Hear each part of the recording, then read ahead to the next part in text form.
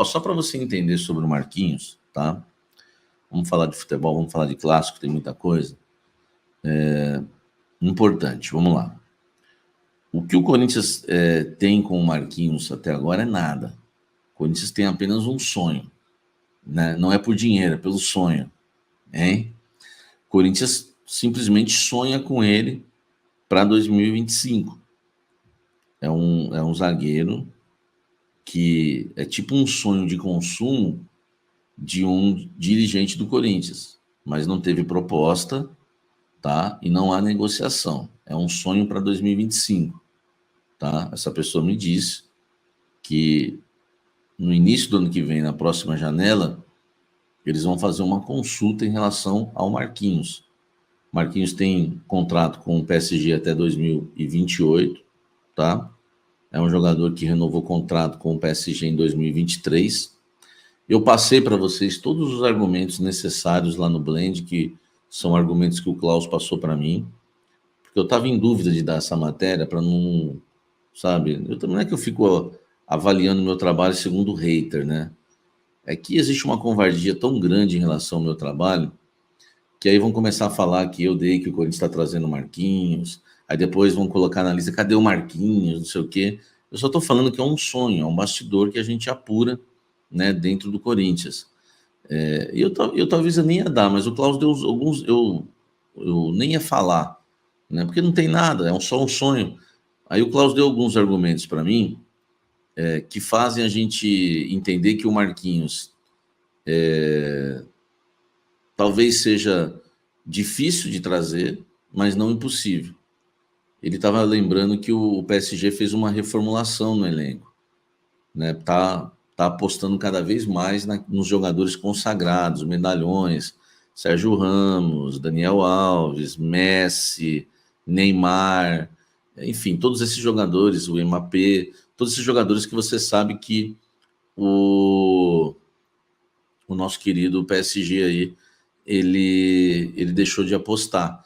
E eles estão fazendo contratações de jogadores mais jovens, tá? De jogadores mais jovens. Então, só para você ter uma ideia, né, que o Klaus estava passando para mim, né, até de argumentos aí dizendo que não é impossível, tá? Claro, né? É difícil, mas, por exemplo, eles pagaram nessa temporada, né, 60 milhões de euros no João Neves, volante português do Benfica, de 19 anos. Tinha 18 quando foi contratado.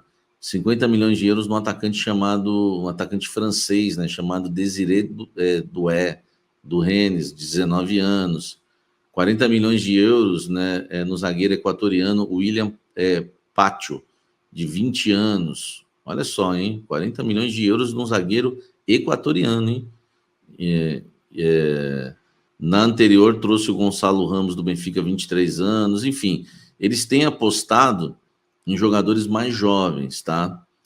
E o Marquinhos, tá? Igual o Klaus falou, parece improvável, mas não é impossível. Porque o Marquinhos é praticamente o último jogador dos medalhões aí que sobrou, tá? Ele, o Donnarumma e também o Lucas Hernandes. São os 3 jogadores aí que podemos dizer de medalhões aí que sobraram, né, no PSG. O restante tudo já pulou fora. Eles tinham essa visão antes, né, para ganhar a Europa, mas nunca conseguiram, tá? Só chegou em uma final e nunca conseguiram conquistar o título. E tem o Moscardo também, né? O Claudinei tá lembrando, né? Tem o Moscardão também.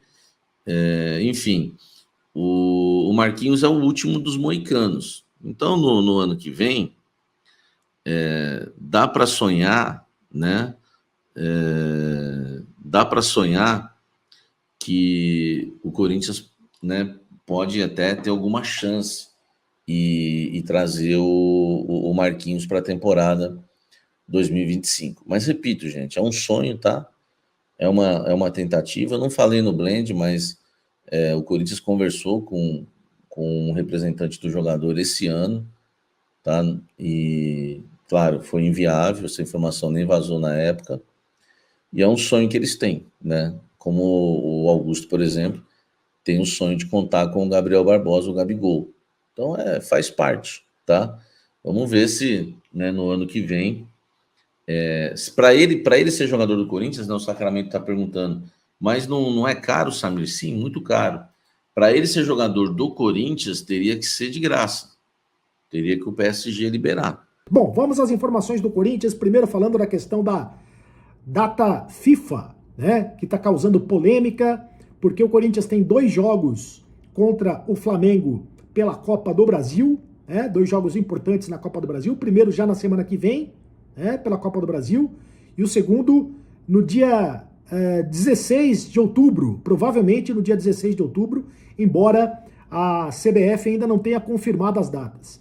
E por que a CBF ainda não confirmou as datas? Justamente porque o Flamengo está querendo alterar as datas do segundo jogo.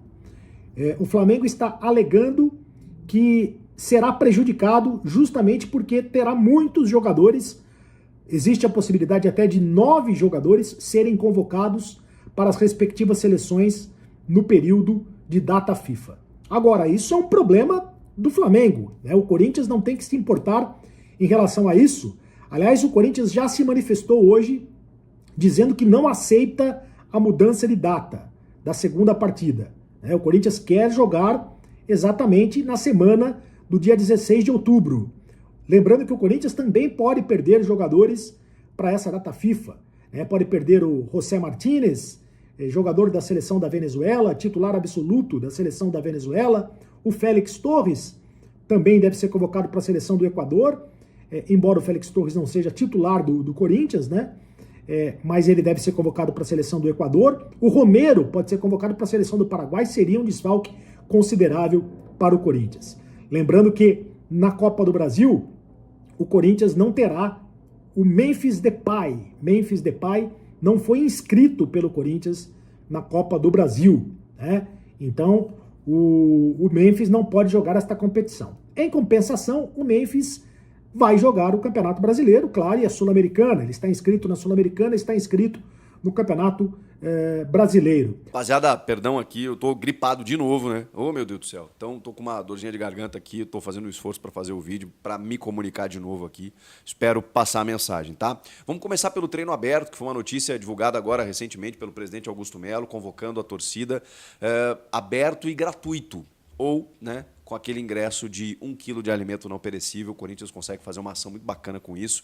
Lotar, provavelmente, a Neoquímica Arena para dar um incentivo no treino aberto de sábado, na véspera da viagem para Brasília. O Corinthians encara às 4 da tarde do domingo, no Mané Garrincha, o São Paulo, num majestoso, válido pelo Campeonato Brasileiro, fundamental para o Corinthians continuar nessa saga de sair da zona do rebaixamento. Com isso, o presidente, né, a diretoria, eles convocaram a torcida e com isso já tem a maneira, né, de como você pode participar desse treino aberto. Os ingressos eles serão disponibilizados no dia 27, ou seja, na sexta-feira, e aí tem os horários, né, a partir da 1 da tarde, se eu não me engano. Tem um escalonamento de horários, né, no site do Corinthians e nas redes sociais você pode ver isso. Primeiro eles disponibilizam, né, para pessoas com portadoras de deficiência, né, num primeiro momento. Num segundo momento, para o fiel torcedor, né, os associados que contribuem com o clube, eles têm a possibilidade de garantir o seu ingresso. E depois, para o público em geral. Sobrando ingresso depois de tudo isso, para o público em geral. O fato é que, de qualquer maneira, a arena vai estar lotada, né, porque se sobrar, o público vai consumir o restante. E se não sobrar, né, os associados terão essa primazia aí de poder comparecer lá, porque, enfim, contribuem com o clube, é um dos benefícios, né? Não dá nem para questionar esse tipo de coisa. O fato é que muita gente vai poder acompanhar e dar aquele incentivo na véspera de um jogo fundamental.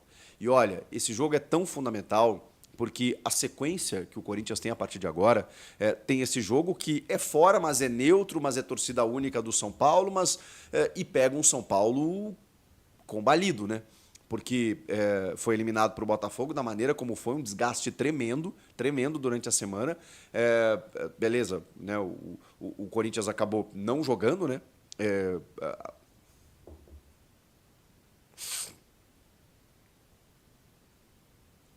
O Corinthians jogou na terça-feira, passeou contra o Fortaleza e o São Paulo jogou na quarta da maneira como foi, até as penalidades e obviamente está abalado o clube em si, né, por tudo que aconteceu, mas ao mesmo tempo quer dar uma resposta, vai querer dar uma resposta para o seu torcedor, porque sobrou, né, o Campeonato Brasileiro, uma vaga na Libertadores, foi eliminado das 2 Copas, e é um clássico em que o Corinthians está numa ascensão muito grande. Então tem uma possibilidade, sim, de encarar de frente, de fazer um grande jogo e de, quem sabe, sair com uma vitória. Caso o Corinthians vença o São Paulo, cara, depois tem 2 jogos em casa. 2 jogos em casa contra Inter e Atlético Paranaense. O Atlético Paranaense caiu vertiginosamente na temporada, até demitiu o uruguaio lá, o Martim Varini. Tá caindo agora, tô gravando esse vídeo, mas tá sendo eliminado da Copa Sul-Americana para o Racing, caiu já da Copa do Brasil para o Vasco da Gama, caiu muito no Brasileiro, então é um time que está enfrentando suas fragilidades. É muito possível, pelo que o Corinthians está jogando, de vencer o Furacão dentro dos seus domínios. E o Inter, beleza, o Inter está vivendo um bom momento. Mas o Inter teve uma vitória em 10 anos do estádio. O Inter nunca conseguia vencer o Corinthians na Neoquímica Arena, venceu ano passado, mas beleza, acho que dá um bom enfrentamento aí. Mesmo assim, pelo momento que o Corinthians também está vivendo, acho que dá para ganhar. E depois, até por ser em casa. E depois tem o Cuiabá fora. E aí, 2 motivos. O Cuiabá realmente caiu demais, hoje é candidataço ao rebaixamento e é um inimigo direto. De certa forma porque está disputando a ponta de baixo, então tem que jogar para vencer. Dá, hein? Dá para emendar uma sequência de vitórias e aí esquece. O Corinthians vai lá pro topo da tabela.